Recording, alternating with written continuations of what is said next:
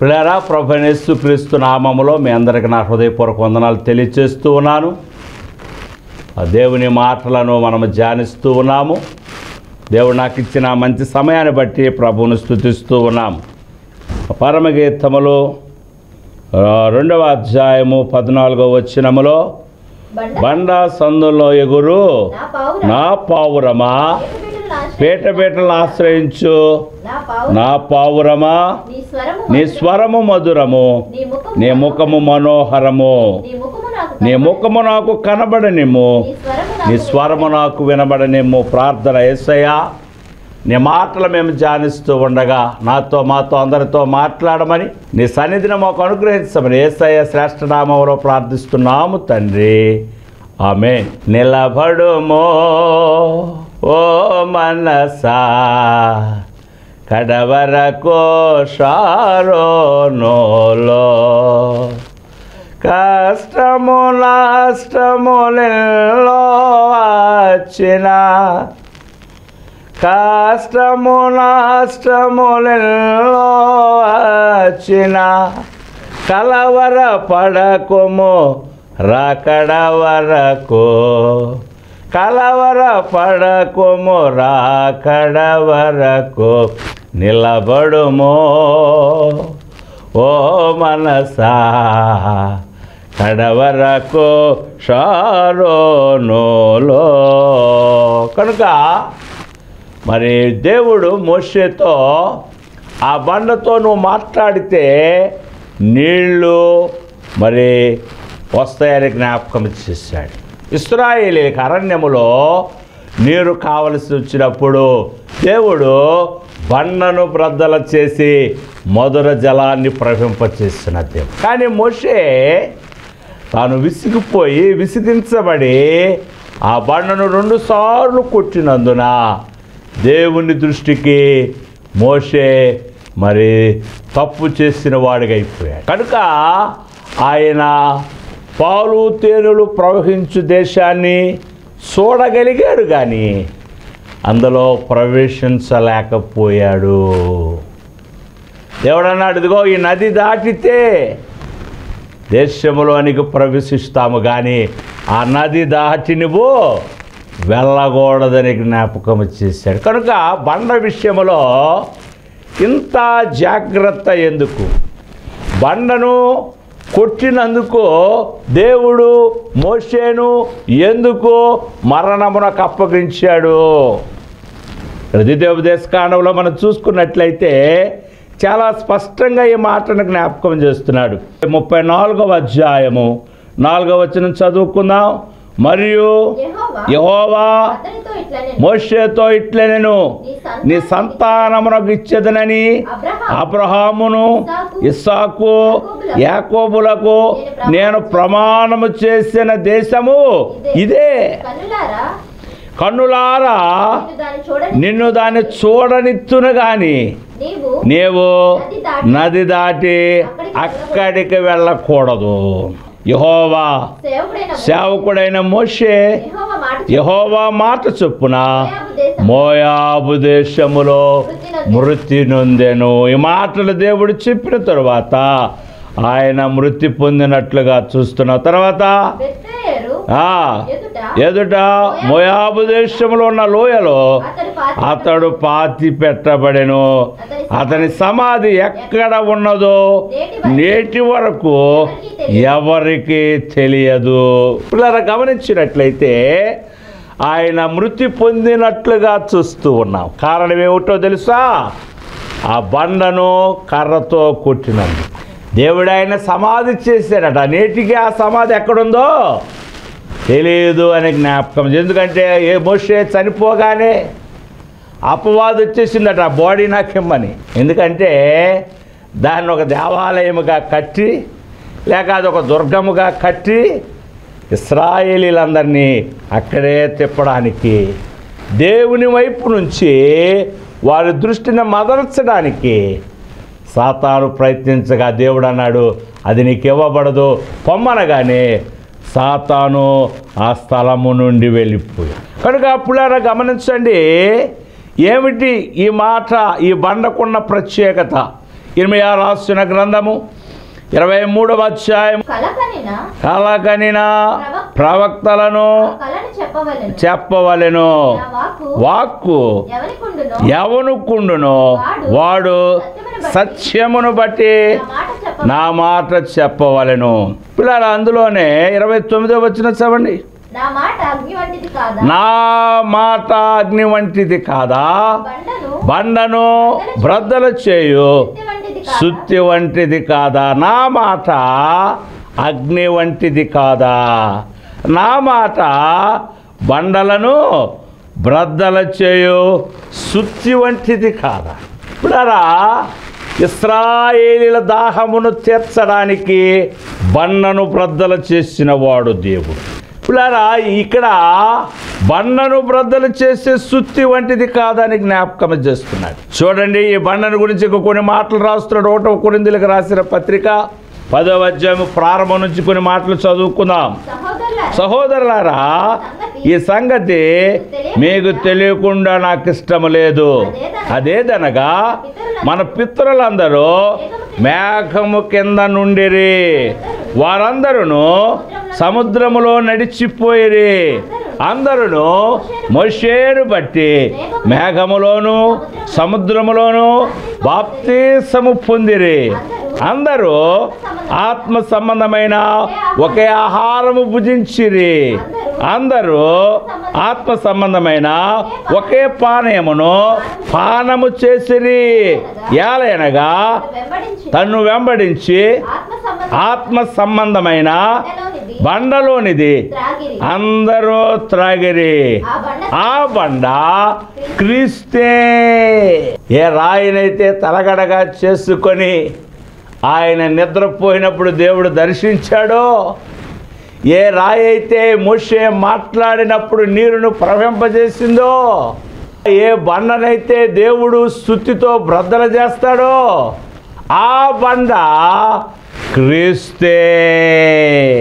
ప్రభు అన్నాడు, నేనే జీవాహారము జీవ జలమని జ్ఞాపకం చేస్తున్నాడు. మత్తయి రాసిన సువార్త 7వ అధ్యాయము 24వ వచనం చూసుకున్నట్లయితే, కాబట్టి ఈ నా మాటలు విని వాటి చొప్పున చేయు ప్రతివాడు బండ మీద తన ఇల్లు కట్టుకొనిన బుద్ధిమంతుని పోలి ఉండెను. వాన కురిసెను, వరదలు వచ్చెను, గాలి విసిరి ఆ ఇంటి మీద కొట్టెను, కానీ ఆని పునాది బండ మీద వేయబడింది కనుక అది పడిపోలేదు. కనుక ఇది వానాకాలము, వర్షాకాలము, భూకంపాలు వస్తున్నాయి, వరదలు వస్తున్నాయి, తుఫాన్లు వస్తున్నాయి. ఇలాంటి రోజుల్లో నువ్వు ఉంటున్న నివాసం ఎలాగున్నదో పరిశీలన చేసుకో. నీవు ఉంటున్న జీవితం ఎలాగుందో ఒకసారి పరిశీలన చేసుకో. ఇల్లు అంటే మనం కట్టుకున్న ఇల్లు మాత్రమే కాదు, మన కుటుంబం కూడా ఒక ఇల్లే. యెహోవా ఇల్లు కట్టించలేదని కట్టువారి ప్రయాసము వ్యర్థము. ఈ నా మాటలు విని, నేను ప్రకటిస్తున్న మాటలన్నీ నా మాటలు కావవి, దేవుని మాటలు. ఈ నా మాటలు విని వాటి ప్రకారము చేయువాడు. మోషే చాలా విషయాల్లో దేవుణ్ణి వెంబడించగలిగాడు, కానీ ఈ ఒక్క విషయంలో ఆయన వెంబడించలేకపోవడం వలన ఆయన మరణానికి అప్పగించాడు. మోషే కన్నా గొప్పవాడవా? మోషే కన్నా గొప్ప నాయకులమా? మోషే దేవుని స్నేహితుడు, ముఖాముఖి మాట్లాడిన వాడు, సాత్వికుడు. ఆ మోషేనే మరి తన ప్రాణాన్ని కాపాడుకోలేకపోయాడు పిల్ల. కనుక ఈ నా మాటలు విని వాటి ప్రకారము చేయవాడు. బండ మీద తన ఇల్లు కట్టుకుని బుద్ధిమంతుని పోలి, వాన వచ్చింది, వరద వచ్చింది, ఆ ఇంటి మీద కొట్టింది, కానీ అది పడిపోలేదు. ఎందుకంటే బండ మీద కట్టబడిన ఇల్లుగా చూస్తూ ఉన్నాం. ఈ బండ ఎవరంటే క్రీస్తు అని మనము గమనిస్తూ ఉన్నాం. మార్కు రాసిన సువార్త 13వ అధ్యాయం 2వ వచనములో, ఈ గొప్ప కట్టడములు చూచుచున్నావే నిలిచి ఉండకుండా పడద్రోయబడునని అతనితో చెప్పెను. పిల్లరా, మనం గమనించినట్లయితే యేసు ప్రభు అనేక విషయాలను ఇక్కడ బయలుపరుస్తూ ఉన్నాడు. ఆ మాటలు విలువైనవి, బలమైనవి, శక్తి గలవి. ఇందులో మనం గమనించినట్లయితే అపోస్తుల కార్యము 4వ అధ్యాయము 12వ వచనములో పై వచనం చదవండమ్మా. ఇల్లు కట్టువారైన మీరు తృణీకరించిన రాయి ఆయనే. ఆ రాయి ఈరోజు మనం గమనించినట్లయితే యేసు ప్రభువును తన సొంత ప్రజలే తృణీకరించారు. వారు అంగీకరించలేదు. ఎందుకంటే యూదులకు రాజుగా పుట్టినవాడు ఆయన మేడల్లో మిద్దుల్లో పుడతాడు, రాజుల వంశంలో చూస్తాడు. కానీ ఆయన సామాన్యుడిగా పుట్టడం వలన ఆయన ప్రభువుగా వారు అంగీకరించలేదు. అందుకు వారు ఆయన తృణీకరించారు. ఇల్లు కట్టువారైన వీరు తృణీకరించిన రాయి ఆయనే.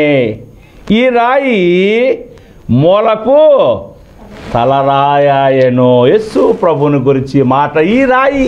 ఏ రాయినైతే మీరు తృణీకరించారో, ఏ రాయినైతే మీరు అంగీకరించలేదో ఆ రాయి మూలకు తలరాయను అంటూ దాని భావాన్ని కింద రాస్తున్నాడు 12వ వచనం. మరియు భూమి మీద ఎవరి వలన మీకు రక్షణ కలుగదు, ఈ నామమునే రక్షణ పొందవలను గాని ఆకాశము క్రింద మనుష్యులలో ఇయ్యబడిన మరి ఏ నామము రక్షణ పొందలేము. ఆదాము నుండి క్రీస్తు వరకు ఎన్నో పేర్లు బైబిల్లో వ్రాయబడ్డాయి. వీళ్ళందరూ రక్షణ సువార్తను ప్రకటించిన వారే, రక్షణ వార్తను తెలియపరిచిన వారే, రక్షణ మార్గాన్ని కనపరిచిన వారే. కానీ వారిలో ఏ నామము వలన రక్షణ లేదు. అన్ని నామములకు పైన గలదు ఉన్నతాంబగు యేసుని నామము. యేసు నామములో శక్తి గలదు, యేసు నామములో శక్తి గలదు. విశ్వసించిన శాశ్వత ముక్తి గలదు. పైనున్న ఆకాశమందున కిందున్న భూలోకమందున లేదు రక్షణ, ఏం నామమునా లేదు పాపక్షమాపణ. పిల్లలు గమనించండి, ఏ నామములో రక్షణ లేదు, కానీ యేసు నామములో మాత్రమే రక్షణ ఉన్నట్లుగా చూస్తూ ఉన్నాము. ఎఫెసీయులకు రాసిన పత్రిక 2వ అధ్యాయము 20వ వచనంలో మాట జ్ఞాపకం చేస్తున్నాడు. క్రీస్తు యేసే ముఖ్యమైన మూలరై ఉండగా అపోస్తులను ప్రవక్తలను వేసిన పునాది మీద మీరు కట్టబడుచు ఉన్నారని జ్ఞాపకం చేస్తున్నాను. 27వ వచనం చదువుకున్న ప్రతి కట్టడమును ఆయనలో చక్కగా అమర్చబడి ప్రభువునందు పరిశుద్ధమైన దేవాలయమగుటకు వృద్ధి చెందుతున్నాడు. దేవుడు మన కడుతున్నాడు. ప్రతి కట్టడము ఆయనలో చక్కగా అమర్చబడి ఎవరెక్కడ ఉండాలో, ఎవరే పని చేయాలో, అది ఎలా చేయాలో దేవుడు మనకు నేర్పిస్తూ ఉన్నాడు. కనుక క్రీస్తు యేసే ముఖ్యమైన మూలరాయిగా ఉన్నట్లుగా చూస్తూ ఉన్నాము. ఈ రాయి అయిన క్రీస్తు మనందరి కోసము బ్రద్దలైపోయినట్లుగా చూస్తున్నాం. ఇక్కడ మరలా దేవుడు మోషేకు జ్ఞాపకం చేసుకున్న మాటలు జ్ఞాపకం చేసుకుందాం. మోషేతో దేవుడు ఏమన్నాడు? ఒకటి, నువ్వు సమీపముగా రావాలి, నువ్వు బండ మీద నిలబడి నా చేయికి పెడతాను, ఆ బండ సందుల్లో నువ్వు నిలిచి ఉంటావు. 3వ మాటలు ఏమంటాడంటే, ఆ బండ సందులో నువ్వు నిలబడాలి, నిన్ను నిలుపుతాను. 33వ అధ్యాయములో 22వ వచనం చదువుకుందాం. నా మహిమ నిన్ను దాటి వెళ్ళుచుండగా ఆ బండ సందుల్లో నిన్ను ఉంచి దాటి వెళ్ళే వరకు నా చేతితో నిన్ను. కనుక బండ మీద నిలబడి, ఏ బండ మీద అయితే మోషే నిలబడ్డాడో ఆ బండలు సందులవుతాయట, లేక బ్రద్దలవుతుందట. ఆ బ్రద్దలైన ఆ బండ సందుల్లో నిన్ను ఉంచుతాను. ఆదియందు వాక్యం ఉండెను, వాక్యము దేవుని యొద్ద ఉండెను, వాక్యమే దేవుడై ఉండెను. ఆ దేవుడే లోకానికి క్రీస్తు అనే బండగా వచ్చాడు. మోషే ఏ బండ మీద అయితే నిలబడ్డాడో ఆ బండే క్రీస్తు. ఆ బండ నీ కొరకు నా కొరకు ఆ కల్వరి శిలువలో బ్రద్దలైపోయింది. ఇలా గమనించుదాం. యెషయా రాసిన గ్రంథము 53వ అధ్యాయం 5వ వచనంలో చూసుకున్నట్లయితే ప్రవక్త ఈ విధంగా ప్రవచిస్తూ ఉన్నాడు. మన అతిక్రమములను బట్టి అతడు అనగా యేసు ప్రభు గాయపరచబడతాడు. మన దోషములను బట్టి ఆయన నలుగగొట్టబడతాడు. మన సమాధానార్థమైన శిక్ష అతని మీద పడెను. అతడు ఏం పొందుతాడు? దెబ్బలు. మోషే కొట్టిన దెబ్బలు, యోధులు కొట్టిన దెబ్బలు, రానువారు కొట్టిన దెబ్బలు, అతడు పొందిన దెబ్బల చేత మనకు స్వస్థత కలుగుతున్నది. మనందరము గొర్రెల వలె త్రోవ తప్పిపోతిమి, మనలో ప్రతివాడును తనకిష్టమైన త్రోవను తొలగిపోయాను. యెహోవా మనందరి దోషమును అతని మీద వేసుకునెను. అతడు దైర్జన్యము నొందెను, బాధింపబడినను అతడు నోరు తెరవలేదు. వదకు తేబడిన గొర్రె పిల్లయు బొచ్చు కత్తిరించు వాని ఎదుట గొర్రెయు మౌనముగా ఉండునట్లు నోరు తెరవలేదు. అన్యాయపు తీర్పు నొందిన వాడే అతడు కొనుపోబడెను. అతడు నా జనుల అతిక్రమమును బట్టి మొత్తబడెను. ఇలా బండ ఇప్పుడు బ్రద్దలైంది. ఆ బ్రద్దలైన సందులను గురించి నేను జ్ఞాపకం చేస్తున్నాను. యేసయ్య తల మీద ముళ్ళ కిరీటం పెట్టాడు.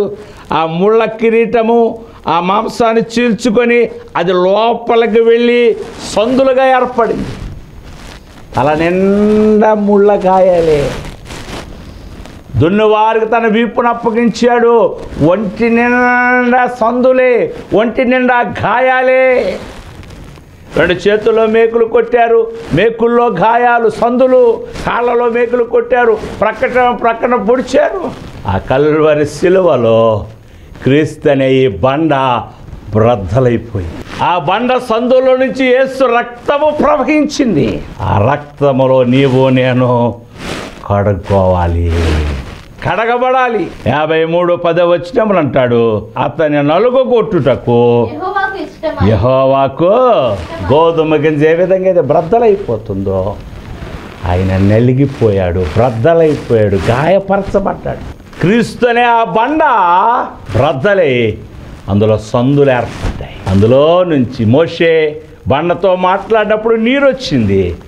కానీ క్రీస్తు అనే బండ బ్రద్దలైనప్పుడు రక్తం వచ్చింది. అది పరిశుద్ధమైన రక్తం, అది నిర్దోషమైన రక్తం, అది నిష్కల్మషమైన రక్తము. ప్రతి పాపాన్ని కడిగి శుద్ధీకరించేది. అందుకే యెషయా రాసిన గ్రంథములు అంటాడు 1వ అధ్యాయములో, ఇదిగో మీరు చేతులు ఎత్తినప్పుడు నేను చూడను అంట. 1వ అధ్యాయము 15వ వచనం చదువుకుందాం. మీరు చేతులు చాపునప్పుడు నేను మిమ్మల్ని చూడను, నా కన్నులు కప్పుకుందును. మీరు బహుగా ప్రార్థన చేసినను నేను వినను. మీ చేతులు రక్తముతో నిండి ఉన్నవి, మిమ్మల్ని కడుక్కొనుడి, శుద్ధి చేసుకుని మీ దుష్కార్యములు నాకు కనబడకుండా వాటిని తొలగింపుడి. కీడు చేయటం మాని మేలు చేయ నేర్చుకొనుడి. కనుక అప్పుడు గమనించండి. 18వ వచనం అంటున్నాడు, యెహోవా ఈ మాట సెలవిచ్చుచున్నాడు, రండి మన వివాదములు తీర్చుకుందుము. మీ పాపములు రక్తము వలె ఎర్రవైనను హిమము ఎంత తెల్లబడును, కెంపు వలె ఎర్రనవైనను గొర్రెబొచ్చు వలె. అవును పిల్లారా, ఇశ్రాయేలీల దాహము తీర్చిన ఆ బండ ఈరోజు మన పాపములను, శాపములను, దోషములను అది మార్చివేసినట్లుగా చూస్తున్నాం. అందుకే దేవుడు మోషేతో అంటున్నాడు, నాకు సమీపంగా రావాలి, ఆ బండ మీద నిలబడాలి, ఆ బండ సందుల్లో నిన్ను నేను ఉంచుతాను. ఆ బండ సందుల్లో ఉంచితేనే కానీ మన పాపము పరిహారము కాదు, మనము శుద్ధులము కాదు, మనము పరిశుద్ధులము కాదు, మనకు హృదయ శుద్ధి రాదు. హృదయ శుద్ధి కలిగిన వారు దేవుని చూచెదరు. ఆ రోజు మోషే నీ మహిమను చూడాలి అంటే నువ్వు నా మహిమను నువ్వు చూడలేవు, నా మంచితనాన్ని నీకు చూపిస్తానని వెనక భాగము చూపించిన దేవుడు ఈ రక్షణ యాగము తరువాత, తన శిలువ మరణము తర్వాత తను తాను మనందరికీ కనపరుచుకుంటున్నాడు. ఎప్పుడైతే ఈ బండ బ్రద్దలయ్యిందో, ఈ బండకు సందులు ఏర్పడ్డాయో, దేవాలయము తెర చిరిగిపోయింది. ఆ గర్భాలయములో ప్రవేశించే అవకాశము దేవుడిచ్చాడు. ఈరోజు ప్రభువును మనం చూడగలము, మాట్లాడగలము. పౌలు సౌలుగా ఉన్నప్పుడు ప్రభువును హింసిస్తూ ఉన్నాడు. ఆయన ప్రభు నమ్ముకున్న వాడిని హింసిస్తూ ఉన్నాడు. ప్రభు ఒకసారి ఆయన దర్శించాడు. నువ్వెవరవు? ఏ ప్రభువునైతే నువ్వు హింసిస్తున్నావో, ఏ క్రీస్తునైతే నువ్వు హింసిస్తున్నావో ఆ క్రీస్తును నేనని తను తానైన బయలుపరుచుకున్నాడు. మోషే చూడలేని మహిమను పౌలు చూడగలుగుతా ఉన్నాడు. అందుకే ఆయన కళ్ళు మూసుకుపోయేవి, ఆ పొరలో తొలగిపోయాయి, గుడ్డివాడైపోయాడు చూడగానే. ఇలా గమనించండి, బండ సందుల్లో నీవు నేను దాచబడాలి, ఆ బండ సందుల్లో ఉండాలి. పిల్లలు అందులో గమనించినట్లయితే చూద్దాం. 78వ కీర్తన 20వ వచనంలో మాట జ్ఞాపకం చేస్తున్నాడు. ఆయన బండను కొట్టగా నీరు ఉబికెను, నీళ్లు కాలువలే పారెను. ఆయన ఆహారం ఇయ్యగలడా?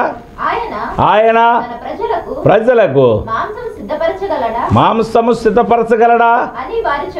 వారు అరణ్యములో ఆయన నీళ్ళు ఇవ్వగలడా? ఆహారం పెట్టగలడా? మాంసం పెట్టగలడా? ఆయన పెట్టగలడు అని నిరూపించినట్లుగా మనం చూస్తూ ఉన్నాం. ఇందులోనే 104వ కీర్తన 18వ వచనం చదువుకుందాం. గొప్ప కొండలు కొండ మేకలకు ఉనికి పట్టు, కుందేళ్లకు బండలు ఆశ్రయ. కుందేళ్ళు చాలా చిన్నవి, బలహీనమైనవి. వాడి ఆశ్రయ స్థానం ఏమిటంటే బండ సందులలో అవి నివాసం ఏర్పాటు చేసుకుంటాయి. అవి చిన్న బలహీనమైనవి, అవి కుక్కలు అరిస్తేనే గుండె చచ్చిపోతాయి. అలాంటి కుందేళ్ళు బండ సందుల్లోనికి వెళ్ళి నివాసం ఏర్పాటు చేసుకొని తాము భద్రపరచుకుంటుంది. కనుక అదే సొలొమోను జ్ఞాపకం చేస్తున్నాడు, బండ సందులలో ఎగురు నా పావురమా. ఈరోజు సంఘము ఎగరగలుగుతుందంటే క్రీస్తు అనే బండ బ్రద్దలై ఆ సందులో నుండి ప్రవహించే రక్తము చేత కడగబడి, శుద్ధీకరించబడి, పరిశుద్ధపరచబడి రేపు ఎగిరిపోవడానికి, పరలోకము చేరడానికి పావురము వలె సిద్ధపడుతున్నట్లుగా చూస్తా ఉన్నాం. ఇదేమని జ్ఞాపకం చేస్తున్నాడంటే పరమగీతములో, బండ సందులలో ఎగురు నా పావురమా. 2 విషయాలు మనం జ్ఞాపకం చేసుకున్నాం. ఒకటి బండ, రెండవది సందులు. దేవుని చిత్తమైతే 3వ భాగములో ఎగురు నా పావురమా అనే మాటలను జ్ఞాపకం చేసుకున్నాం. ఈ మాటలను ధ్యానిద్దాం. మరి ఉన్న తక్కువ సమయంలో ఈ మాటలు మీకు తెలియచేస్తూ ఉన్నాను. దేవుడు ఈ మాటలను దీవించునుగాక. ఆమేన్. స్తుతుల పాత్రుడా, స్తోత్రార్హుడా, గొప్ప దేవా, ఆశ్చర్యకరుడు, ఆలోచనకర్త, బలవంతుడైన ప్రభువా, నిన్ను స్తుతిస్తున్నాము, ఘనపరుస్తున్నాము, మహిమపరుస్తున్నాము, ఆరాధిస్తున్నాము నాయన. బండ సందులలో ఎగురు నా పావురమా. ఆ బండ క్రీస్తుని మందరి పాపముల నిమిత్తము ఆయన కల్వరి శిలువలో బ్రద్దలయ్యాడని, ఆ బండ సందులో నుండి ప్రవహించే రక్తము మమ్మల్ని శుద్ధీకరిస్తుంది, పరిశుద్ధపరుస్తుంది, పవిత్రపరుస్తుంది. ఎగ్గయు గొవ్వల వలె పరమునకు ఎగిరిపోయే శక్తినిస్తుంది, పునరుద్ధాన శక్తినిచ్చింది, రేపు ఆరోహణ శక్తిని కూడా ఇవ్వబోతుందని జ్ఞాపకం చేశాం. విన్న ఈ మాటలు నీరు కట్టి ఫలింపచేయండి. విత్తబడిన వాక్యము నీరు కట్టి ఫలింపచేయము. పరిశుద్ధాత్మదేవుడ, సంఘములతో ఆత్మ చొప్పు సంగతులు చెవిగలవాడు వినుగాక. ఈ మాటలు చెప్పడానికి నువ్వు నాకు ఇచ్చిన అర్హతను బట్టి, యోగ్యతను బట్టి దేవా నీకు వందనాలు ప్రభా. స్తోత్ర. ఈ పరిచర్యను మీరు దీవించండి, ఆశీర్వదించండి. అనేకులకు దీవెనకరముగా మార్చమని సమస్త మహిమ ఘనత నీకే చెల్లిస్తూ యేసయ్య శ్రేష్ఠ నామములో ప్రార్థిస్తున్నాము తండ్రి. మన ప్రభువైన యేసుక్రీస్తు కృప, దేవుని సహాయము, పరిశుద్ధాత్మతోడు బండ సందులలో ఎగిరే పౌరం అనుభవం మనకు అనుగ్రహించునుగాక.